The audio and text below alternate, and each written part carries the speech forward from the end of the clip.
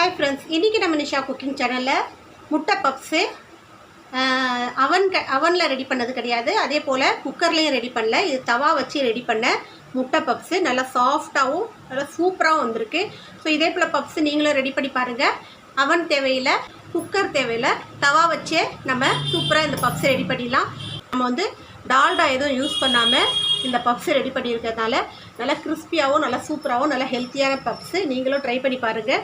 So இதை வந்து இந்த பாருங்கள், முட்டை பப்ஸு நல்லா சூப்பராக வந்திருக்கு.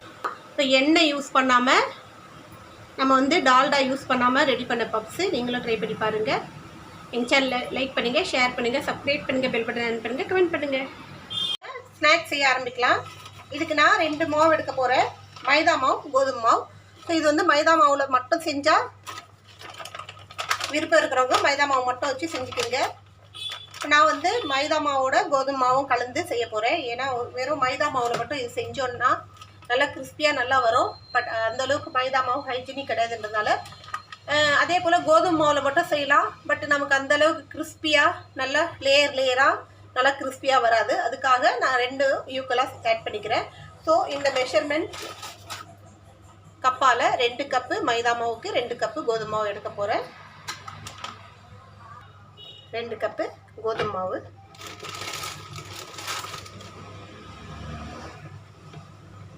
ஸோ எனக்கு எந்த அளவுக்கு ஸ்நாக்ஸ் தேவையோ அந்த அளவுக்கு நான் மாவு எடுத்திருக்கேன். இப்போ இதுக்கு தேவையான அளவு உப்பு ஆட் பண்ணிக்கலாம்.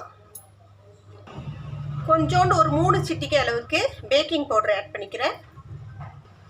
இப்போ ஒரு குழிக்கரண்டி அளவுக்கு எண்ணெய் கொஞ்சம் நல்லா சூடு பண்ணி இதில் போட்டுக்கணும். ஸோ சூடான எண்ணெய் கொஞ்சம் ஊற்றும் போது நல்லா கிறிஸ்பியாக சூப்பராக இருக்கும். ஸோ எண்ணெய் ஊற்றுறதால கையால் இதை மிக்ஸ் பண்ண வேணாம். நீங்கள் வந்து ஒரு ஸ்பூன் வச்சு ஃபஸ்ட்டு மிக்ஸ் பண்ணிக்கிங்க. எண்ணெய் ரொம்ப சூடாக இருக்கும்.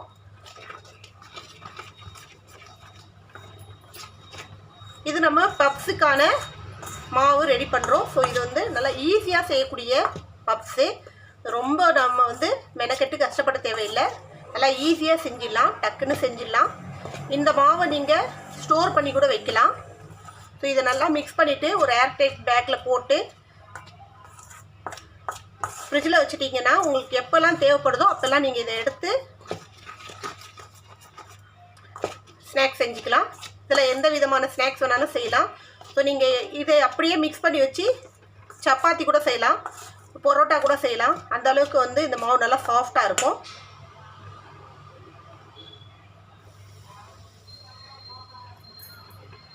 ஸோ ஒரு குழிக்கரண்டி அளவுக்கு எண்ணெய் எடுத்தேன்.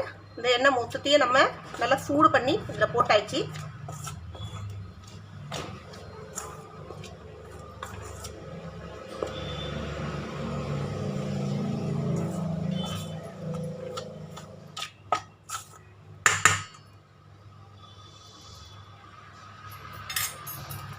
இப்போ இதை நம்ம மறுபடியும் கையால் நல்லா அழுத்தி மிக்ஸ் பண்ணிக்கிங்க.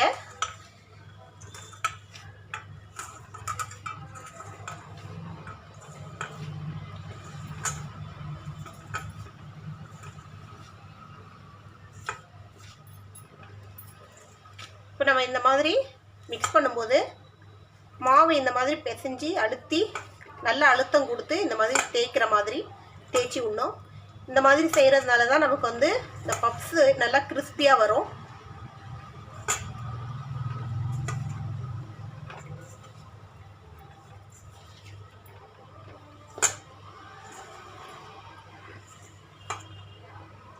அவ்வளோதான். இப்போ இந்த மாவை நம்ம பிடிக்கும்போது இந்த மாதிரி இருக்கணும்.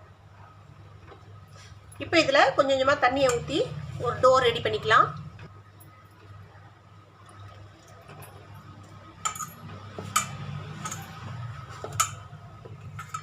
கொஞ்சம் கொஞ்சமாக தண்ணியை ஊற்றி மிக்ஸ் பண்ணிகிட்டே வாங்க. ஒரே அடியாக தண்ணியை ஊற்றி வேகமாக நம்ம சீக்கிரமாக மிக்ஸ் பண்ணி அதை டோ ரெடி பண்ணணும்னு சொல்லிட்டு இதுக்கெல்லாம் எதிர்பார்க்கக்கூடாது. ஏன்னா நம்ம எந்த அளவுக்கு பொறுமையாக இதை அழுத்தம் கொடுத்து கொஞ்சம் கொஞ்சமாக தண்ணியை ஊற்றி மிக்ஸ் பண்ணுறோமோ அந்த அளவுக்கு நமக்கு நல்ல கிறிஸ்பியான நல்ல சாஃப்டான பப்ஸ் கிடைக்கும்.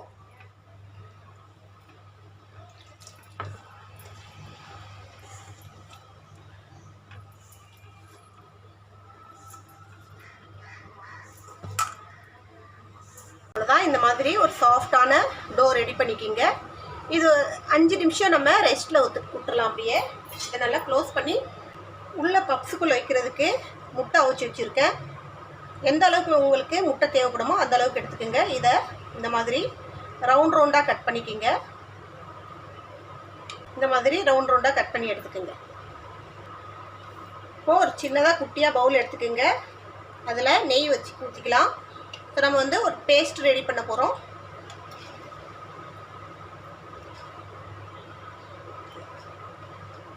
ஒரு 5 ஸ்பூனு நெய் எடுத்துக்கிட்டேன்.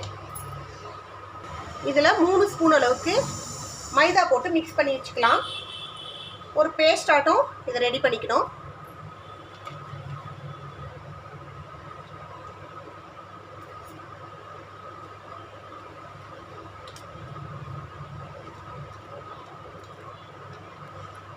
இந்த மாதிரி ஒரு பேஸ்ட் ஆட்டம் ரெடி பண்ணிக்கிங்க. நீங்கள் இது நெய்க்கு பதிலாக டால்டா கூட யூஸ் பண்ணிக்கலாம்.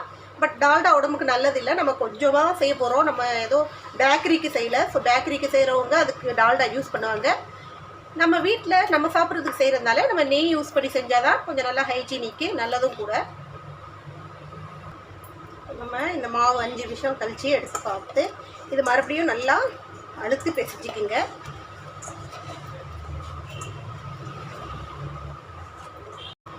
இப்போ இதுக்கு மேலே கொஞ்சோண்டு நம்ம எண்ணெயை ஸ்ப்ரெட் பண்ணி விட்டு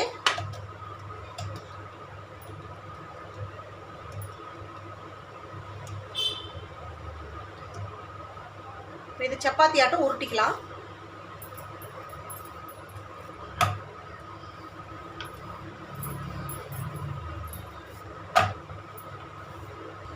ஸோ சப்பாத்தி கட்டையில் உருட்ட வராதுன்னு அந்த அளவு தின்னா வராதுன்னு சொல்லிட்டு நான் இந்த மாதிரி ஒரு சீட்டு போட்டு இதில் நல்லா தின்னா இதை நல்லா பெருசாக உருட்டிக்க போகிறேன்.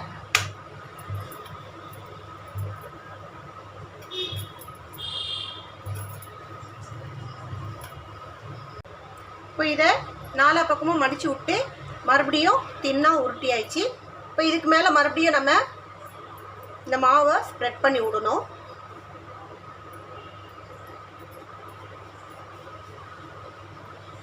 இப்போ ஃபஸ்ட்டு நல்லா தின்னா உருட்டி அந்த மாவு மேலே இந்த மைதாவும் நெய்யும் கலந்து வச்சுருக்கிற பேஸ்ட்டை நல்லா அப்ளை பண்ண பிறகு அதை வந்து 4 ஃபோல்ட் பண்ணிட்டோம். ஃபோல்ட் பண்ணி மறுபடியும் இதை அதே அளவுக்கு தின்னா உருட்டி இருக்கேன்.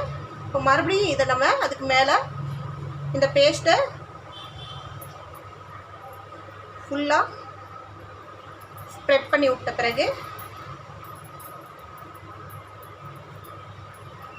இப்போ இதை மறுபடியும் ஃபோல்ட் பண்ண போகிறோம். இப்போ எத்தனை லேயர் நீங்கள் ஃபோல்ட் பண்ணுறீங்களோ அத்தனை அளவுக்கு பப்ஸ் நல்லா லேயராக நல்லா சூப்பராக வரும்.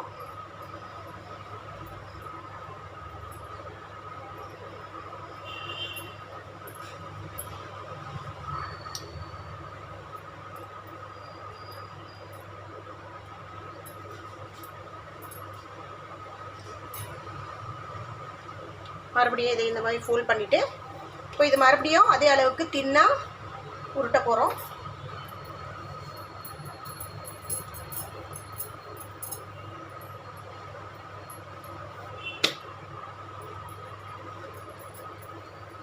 இப்போ இதில் நம்ம இந்த கட் பண்ணி வச்சுருக்கிற முட்டை வச்சுக்கலாம். ஸோ இந்த மாதிரி ரவுண்ட் ரவுண்டாக முட்டை நான் அவிச்சு கட் பண்ணி வச்சுருக்கேன். ஃபஸ்ட்டு ஒரு லேயர் வச்சுக்கிங்க. இதுக்கு மேலே லைட்டாக சில்லி ஃப்ளேக்ஸ் போட்டுக்கலாம். சும்மா லைட்டாக போடுங்க, ரொம்ப அதிகமாக வேணாம்.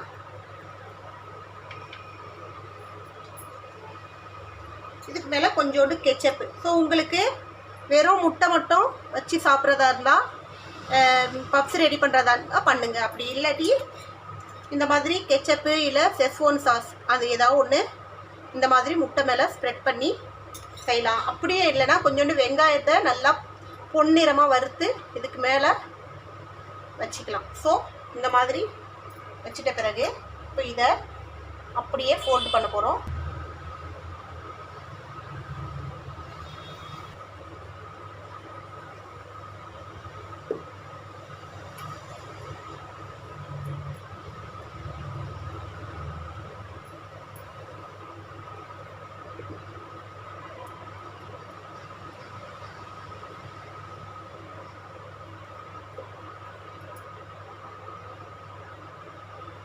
இப்போது ரெடி பண்ணி வச்சுருக்க பப்ஸ் எல்லாம் ஒரு பிளேட்டில் பட்டர் தடவிட்டு அதுக்கு மேலே பட்டர் பேப்பர் வச்சு அதுக்கு மேலேயும் பட்டர் தடவின பிறகு இதை நம்ம இந்த மாதிரி அடுக்கி வச்சிடலாம்.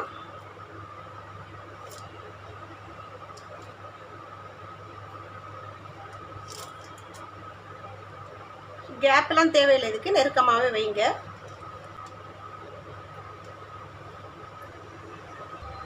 ஒரு பவுல் எடுத்துக்கோங்க, அதில் ஒரு முட்டையை உடைச்சி ஊற்றிக்கிங்க. இதோட ஒரு ஸ்பூன் அளவுக்கு சர்க்கரையை போட்டுக்கலாம். இப்போ இது ரெண்டுத்தையும் நல்லா அடித்து மிக்ஸ் பண்ணிக்கலாம். சர்க்கரை கரையிற அளவுக்கு நல்லா அடித்து மிக்ஸ் பண்ணிக்கணும். நம்ம ரெடி பண்ணி வச்சுருக்கிற இந்த முட்டையும் சர்க்கரையும் சேர்ந்த மிக்ஸிங்கை மேலே நல்லா ஸ்ப்ரெட் பண்ணி விட்டுருங்க.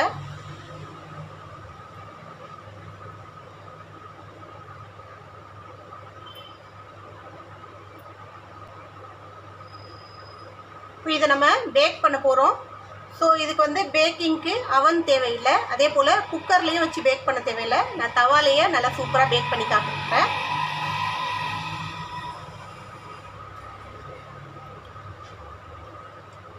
இப்போ பேக் பண்ண விருப்பம் இல்லாதவங்க இதை அப்படியே ஃப்ரை பண்ணி கூட எடுத்துக்கலாம்.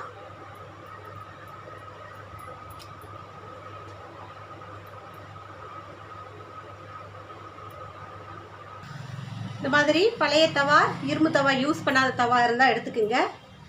இப்போ இதை கொஞ்சம் நல்லா ஹீட் ஆக விட்டுடலாம். தவா நல்லா ஹீட் ஆகிடுச்சு. இப்போ இதுக்கு மேலே ஒரு வளையம் வச்சு அதுக்கு மேலே இந்த பிளேட் வச்சுடுங்க. ஸோ நான் கொஞ்சம் லைட்டாக பட்டர் வந்து அங்கே ஒன்று இங்கே ஒன்றா கொஞ்சம் கொஞ்சமாக போட்டு வச்சுருக்கேன். பட்டர் நான் போட்டதுக்கு காரணம் வந்து கொஞ்சம் அடியில் கிறிஸ்பி ஆகும். ஸோ இது வந்து நம்ம இந்த மாதிரி ஏதாவது ஒரு பிளேட் வச்சு இப்படி க்ளோஸ் பண்ணி விட்டுருங்க. நல்லா ஃபுல்லாக நல்லா க்ளோஸ் ஆகிடணும். இப்போ இதை அப்படியே விட்டுருங்க. ஒரு 10 நிமிஷம் கழித்து இதை நம்ம ஓப்பன் பண்ணி பார்ப்போம். பப்ஸு நம்ம தவாலேயே ரெடி பண்ணிட்டோம். அருமையான பப்ஸு கொஞ்சம் நம்ம தவா வச்சு ரெடி பண்ணிட்டோம். இதே போல் நீங்களும் ட்ரை பண்ணி பாருங்கள். ஒரு இன்னொரு ரெசிபியோடு உங்களை சந்திக்க வரை உங்களோட விருப்பம் உங்கள் நிஷா. எங்கள் சேனல் லாஸ்ட் வரைக்கும் பார்த்தவங்க அனைவருக்கும் மிக்க நன்றி. பாய்.